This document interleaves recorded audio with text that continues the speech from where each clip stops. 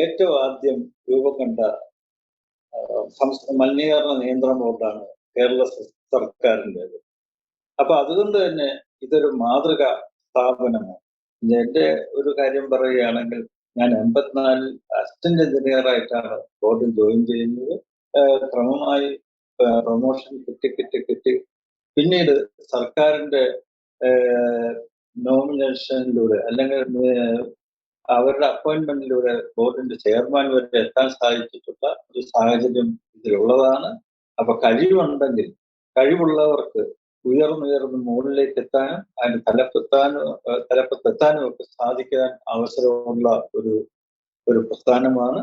അപ്പൊ അതിന് ഈ പറയുന്ന കാൻഡിഡേറ്റ്സ്, ഉദ്യോഗാർത്ഥികളായിട്ട് വരുന്നവർ നല്ല രീതിയിൽ തയ്യാറെടുക്കുകയും പരീക്ഷ എഴുതി നല്ല രീതിയിലുള്ള വിജയം കൈവരിക്കുകയും ചെയ്താൽ ഈ പ്രസ്ഥാനത്തെ നിയന്ത്രിക്കുന്ന നെടുംതൂണായിട്ട് പോകാൻ സാധിക്കും. അതിന് നിങ്ങൾക്ക് അവസരം ഉണ്ടാകട്ടെ.